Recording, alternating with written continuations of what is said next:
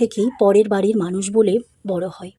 বাবার বাড়িতে সে রাজকন্যা হলেও ছোটবেলা থেকেই তাকে শেখানো হয় একদিন তোকে অন্যের বাড়ি চলে যেতে হবে। সে নিজের শখ চাপা দেয়, নিজের কান্না লুকায়, তবুও সবার মুখে হাসি ফোটানোর চেষ্টা করে। বাবার হাত ধরে যে মেয়েটা হাঁটতে শিখেছিল, একদিন সেই বাবার হাত ছেড়ে অচেনা একটা বাড়িতে চলে যায়, শুধু একটা নতুন সম্পর্কের জন্য।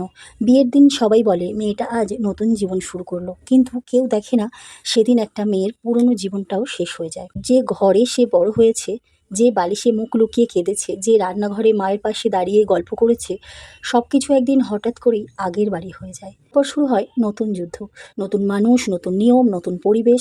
সবাই আশা করে মেয়েটা সব বুঝে যাবে, কিন্তু কেউ বোঝার চেষ্টা করে না সে ভিতরে ভিতরে কতটা ভেঙে পড়েছে।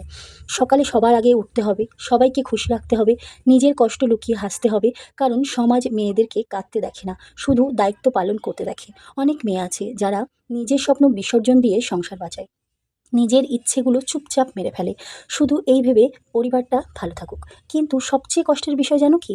একটা মেয়ে সবার জন্য এত কিছু করার পরেও ভুল করলে তাকে শুনতে হয়, তুমি তো এই বাড়ির মেয়েই নও। এই কথাটা ভিতরে যে কতটা কষ্ট দেয় সে একটা মেয়েই জানে, কারণ যে মেয়েটা নিজের বাড়ি ছেড়ে এসেছে সে তো শুধু একটু আপন হওয়ার আশাতেই এসেছিল। একটা মেয়ে যখন বাবার বাড়ি থেকে শ্বশুর বাড়ি যায়, সে শুধু ঠিকানা বদলায় না, সে নিজের একটা অংশ হারিয়ে ফেলে। তাই প্রতিটা মেয়েকে সম্মান করুন, কারণ তারা অভিনয় করে হাসে কিন্তু ভিতরের কান্না লুকিয়েই রাখে। সেটা কেউ জানে না। মেয়েরা দুর্বল না, তারা এতটাই শক্ত যে নিজের ভাঙা হৃদয় নিয়েও একটা পুরো পরিবার সামলে নিতে পারে। আর একটা কথা মনে রাখবেন, যে মেয়েটা আজ অন্যের বাড়িতে গিয়ে সব সহ্য করছে, সেই মেয়েটাই একদিন কারোর মা হয়ে আবার কারো একটা নতুন জীবন করে দেয়। ভিডিওটা যদি আপনাদের ভালো লেগে থাকে তাহলে অবশ্যই একটা লাইক করে কমেন্ট করে চ্যানেলটাকে কিন্তু ফলো করে রাখবেন।